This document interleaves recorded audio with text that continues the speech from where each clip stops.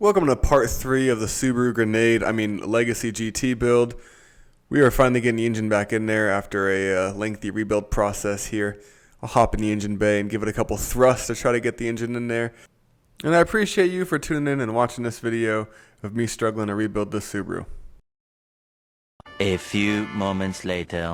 What's up, guys? So it's been about a week or so since I plopped this engine in and realized that I had some more issues. So I put the intake on a little bit too prematurely, and there's some lines underneath needed to be replaced, which were trouble to source, so I ended up making my own. So here we are right now on the Legacy GT rebuild. I got the engine in.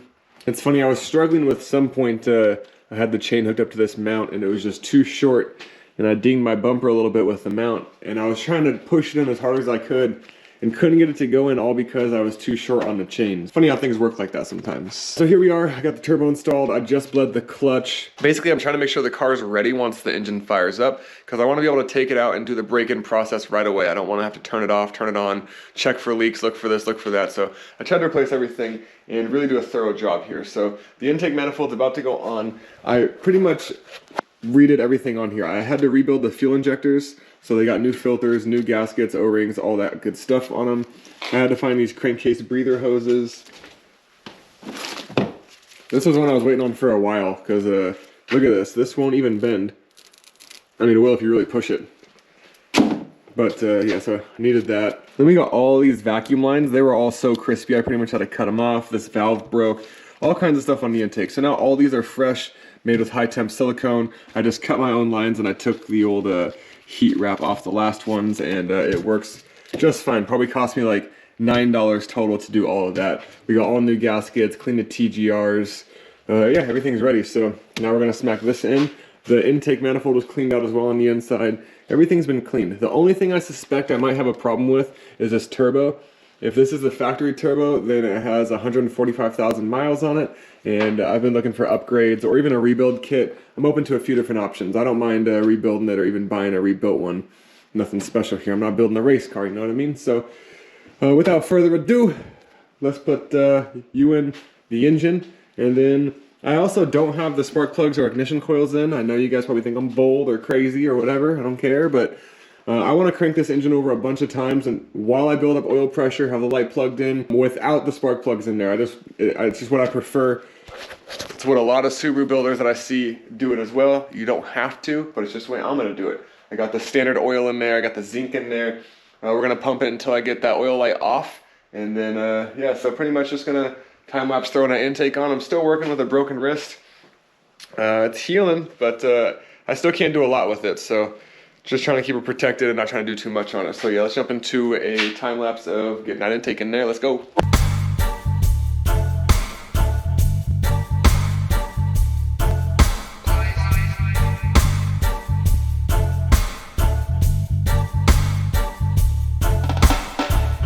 Alright, so right now I got it hooked up about as far as I want.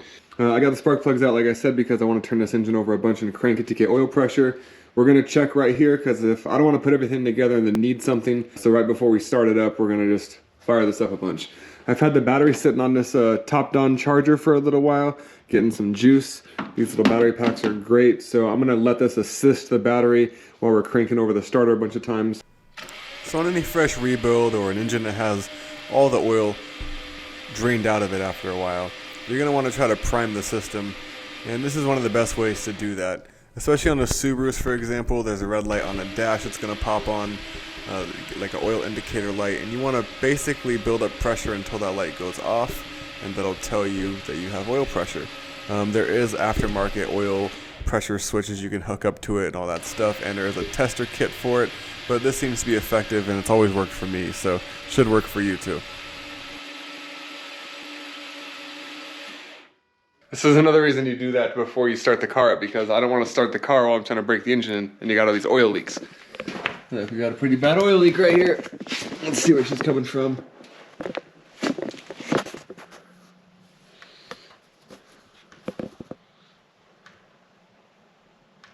The valve cover. It was later found out that the valve cover actually has a slit in it, so even though it was new, it's no good. I messed up the valve cover? Oh man, alright. Well, you live and learn, huh? All right, good news, we got oil pressure. Bad news, I did something wrong on the valve cover here, so I'm gonna take the valve cover off real quick and see what the problem is. First, I must tend to my ADHD and do something different by putting a radiator in. Those of you that know, you know what I mean. Now I got time for this. And since I know I got oil pressure now, I'll torque down the valve covers and we will put in the spark plugs and ignition coils, hook it all up, and get that repeated on both sides because we're ready to get it fired up pretty soon. Alright, so we got the valve covers all done. I got this Right Stuff 90-minute gasket maker because I don't want to wait 24 hours. If you guys notice on Subaru's valve cover gasket, they actually tell you to put some RTV in a couple of the areas right there. Interesting to me, but we'll follow protocol here. So the last one had a slit in it and it immediately started leaking. This one's all fixed up now. I am going to crank the engine. I'm going to get oil pressure one more time and make sure that there's no other leaks. As you can see, we got the intercooler installed. Pretty much everything. Battery's still hooked up. We got alternators going to go in after this next round of cranking. And then we should be good to go. Let's hop in and build up some pressure, see if we got the oil light on or off. See where we're at with things here.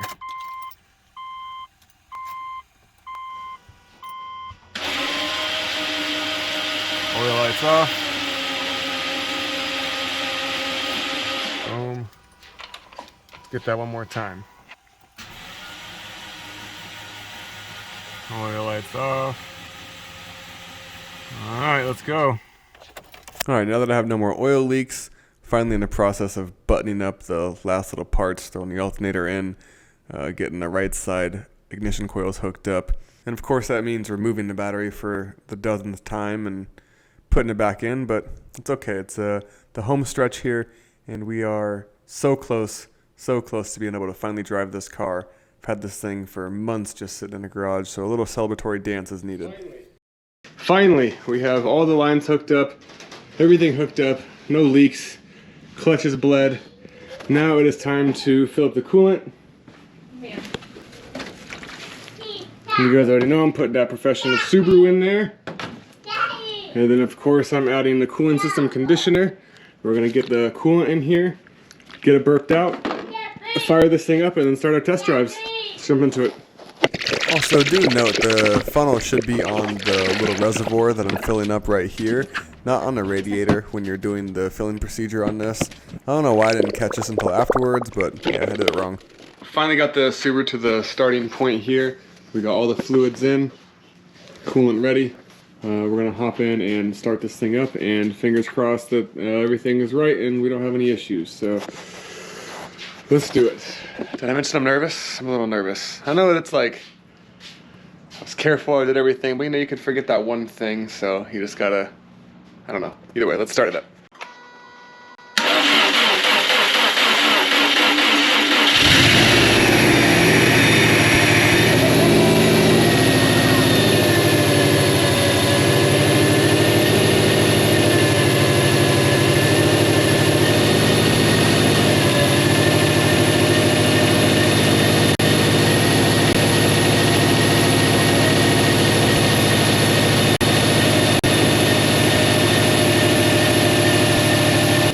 First startup, everything is running great.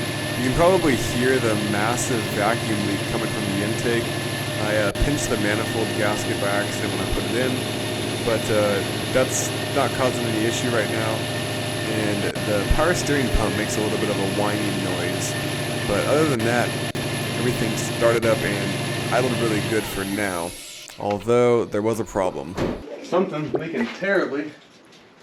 Alright, well, it runs. It starts, but alright, so now we got a really bad fuel leak, which not good. So fuel injectors are leaking, so looks like those are coming back out, and we gotta redo the fuel injectors. Yay! Alright, so I found a problem. The injector got pinched on the way up, and so the O-ring got all messed up. I was actually able to snake this out by removing the AVCS solenoid a little bit, and yeah, unbolted this, so I have access to the fuel injector still. I'm gonna fire it up and we're gonna see if it's leaking. If not, we're gonna hopefully get to test drive this thing.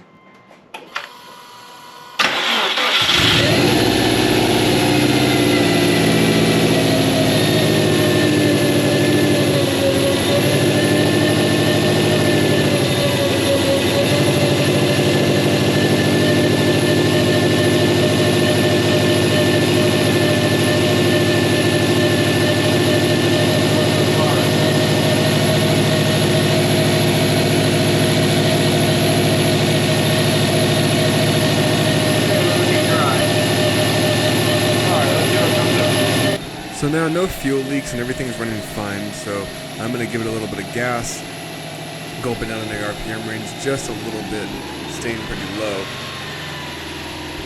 In this next clip, you'll notice the power steering pump whine. At least that's what I think it is a power steering pump. It just whines really loud, maybe because it sat for a while, and also the vacuum leak, give it a little hesitation here. Check this out.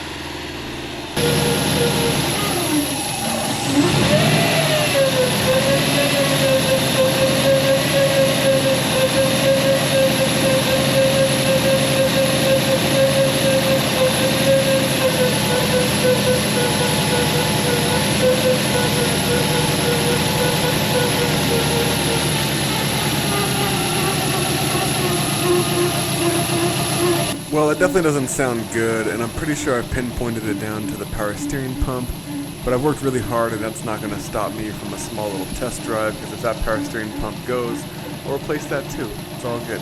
So, let's take this thing out.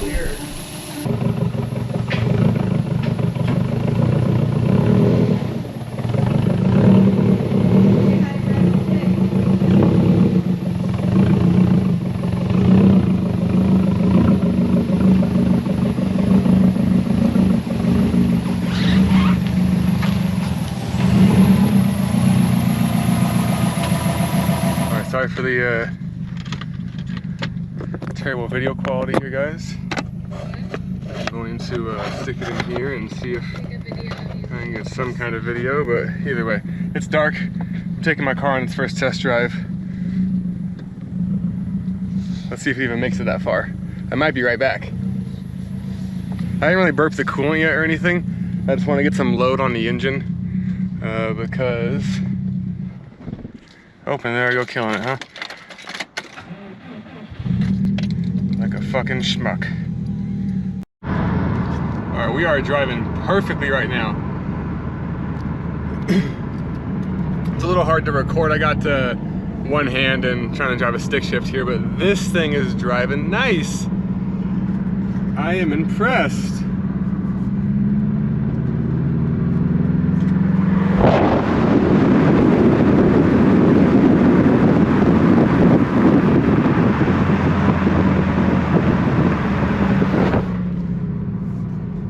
It's doing great.